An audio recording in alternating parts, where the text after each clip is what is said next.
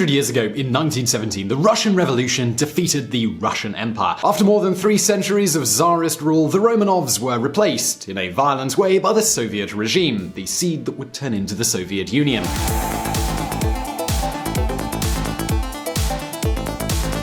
But the result of this wasn't exactly more freedom for the Russian people. However, this is not a history video. We are not going to discuss the past, but rather the present. And that's because many are seeing the new situation in Russia as the rebirth of a new Tsarist regime. But is it fair to really talk about a new Tsarist Russia? Isn't this perhaps some kind of overreaction? Well, let's see. By the way, in this video, you're also going to learn what is the fastest way to become rich. Filthy rich, in fact. But don't worry, we haven't gone insane, and we're not going to try and tell you about a great opportunity you're missing out on with Pyramid Scheme XYZ. I'll explain more in a bit.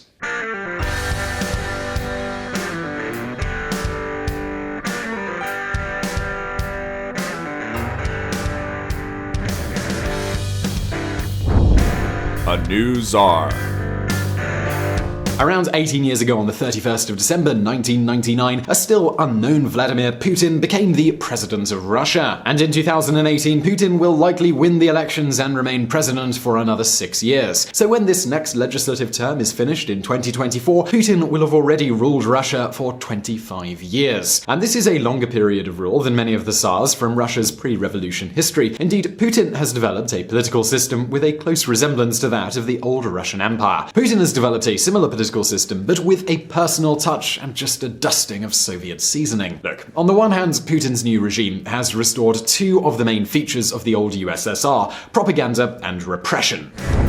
Opposition leader Alexei Navalny jailed as 1,750 arrested during protests across Russia. That's right, with Putin in charge, we could say that the Secret Service and the political police, which once was the old KGB, have come back to life, and they are now known as the Federal Security Service. Also, one of the first things Putin did when he reached power was to take control over television and the media and set up a powerful campaign of patriotic glorification with a clear goal. That goal being to get people to subscribe to the notion that, hey, Putin's here and Russia's amazing again. Alright, but if we consider the use of propaganda and repression as Soviet heritage mostly, why are we talking about a new Tsar?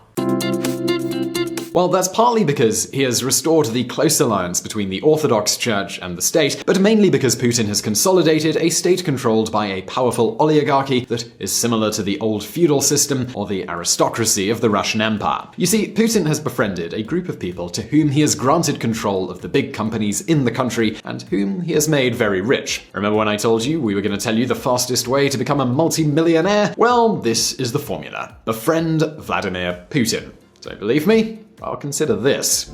We could talk about Sergei Roldygin, Putin's childhood friend who received around $2 billion in government funds, or other close friends like Igor Sechin, Putin's old chief of staff, or Alexei Miller, an old collaborator and consultant, or there's Sergei Chemezov, an old friend from the KGB. They are all multimillionaires today, and they are the CEOs of some of the most important state-owned companies: Gazprom, Rosneft, and Rostec. Not bad, right? And do not think for a moment these are isolated situations. There are tons of examples. Timchenko, Rotenberg, Kovalchuk, Shamalov. It can be definitely said that if you are Putin's friend, you are doing alright. Indeed, many of these people appear in the Forbes list of the wealthiest people in the world. And it is not just them. I mean, these people, they're now getting old and they are passing on their wealth to their children. It is normal to see many of these big national companies that have grown enormously since Putin reached power being run by the 25 to 35-year-old children of Putin's friends.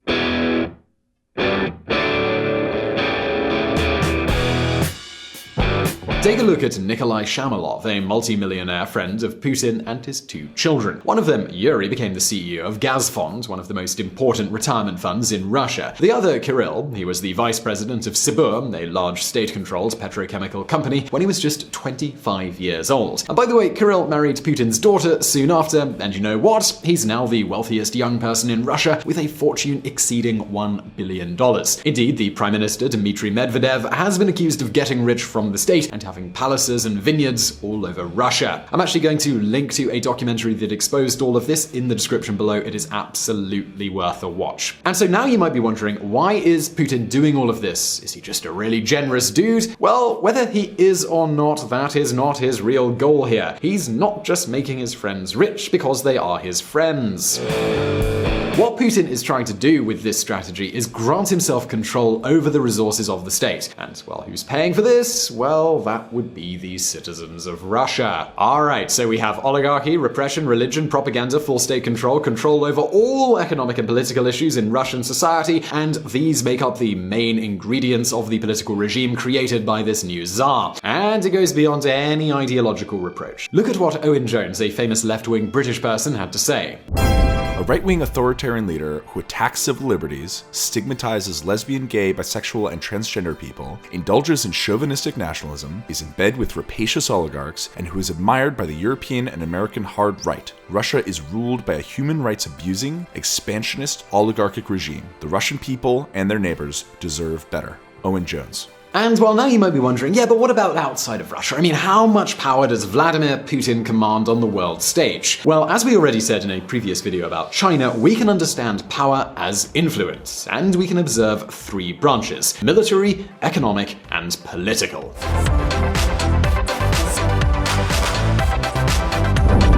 The rebirth of a titan. Vladimir Putin turns Russia into one of the countries with the highest relative spend on the military, way above China and the USA. Just take a look at this chart. While the US is spending approximately 9% of the government's budget and China is spending around 6%, Russia is spending more than 15% of the budget supporting the army. Right after the fall of the Soviet Union in the 1990s, the image of Russian forces was of rusty boats, planes that couldn't fly, and corrupt officials who liked to empty their arsenals to sell the weapons on the black market. Putin, well, he wanted to change that, and today things they are very, very different. Since Putin reached power, and especially since 2008, Putin has made it a priority to update the army. So in the last few years, they have spent tens of billions of dollars turning the old Russian army into a modern military force. But even more important than that is that they have made serious upgrades to their firepower. Planes, missiles, ships, they are all being updated. Look closely. In 2015 alone, according to the figures of the Russian Ministry of Defense, the army got 4 ships, 4 submarines, 52 support ships, 27 aircrafts, and 45 artillery units. But not everyone shares this opinion. In fact, one former US general told me that a single US super aircraft carrier group could obliterate the entire Russian Navy, as their equipment is so dated and technologically obsolete. Azim Ibrahim, research professor at the United States Army War College. Regardless, we could say the Russian army has become a key part of Moscow's international politics. And it is not just this political influence in other countries and international conflicts, but also the renewed capacity of the Russian arms industry. Further, do not forget about all those nukes they have. They have a lot of nukes.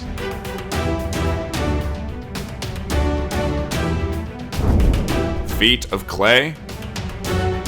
Now, if we can see the Russian army as an asset for Putin, the wrecked Russian economy is certainly his main weakness. Russia is basically a producer and an exporter of natural resources, and Russia's economy is nowhere even close to China's. In the last few decades, Russia has been unable to diversify or develop a complex and productive economy, not even close. Russia is more and more dependent on its natural resources every day. Indeed, they are so dependent on them that everything is great when the prices are high, but when they are not, a crisis kicks off. These are Barack Obama's words from his final press conference as president. The Russians can't change us or significantly weaken us. They are a smaller country. They are a weaker country. Their economy doesn't produce anything that anybody wants to buy except oil and gas and arms. They don't innovate. Barack Obama. And the oligarchy state that Putin has created has a lot to do with it. The state has simply taken a more and more important role in the economy since 2005. It was then 35%, and today it is 70%. And let us not forget that this process has been led by Putin's buddies. And sure, in this situation, of course corruption spreads and competition disappears. And with those things gone, there's not really much of an incentive for them to do things right. And that's why the future of Russia's economy, it's looking pretty bleak. Want some proof of this? Well, in 2016, more than 400,000 people left the country, and many of these people were the young and educated. Anyway, the Russian model, it just doesn't seem capable of encouraging growth and development in the country. And besides, think about it. This is a weakness itself. A poor economy means less influence and less potential to develop the military. And finally, the third branch, and that's political power. We could discuss further the moves with China or the Russian strategy in the Middle East, where Moscow is trying to take influence from no less than the United States, but I think we should leave that for a future video. So now we wonder what your opinion? What do you think about Vladimir Putin? Do you agree with us? Disagree? Well, leave your answers in the comments below, as well as in this survey. And don't forget to subscribe to our channel for brand new videos every Monday and every Thursday. And do not forget to check out our friends at the Reconsider Media podcast. They provided the vocals in this episode that were not mine. And as always, thank you for watching.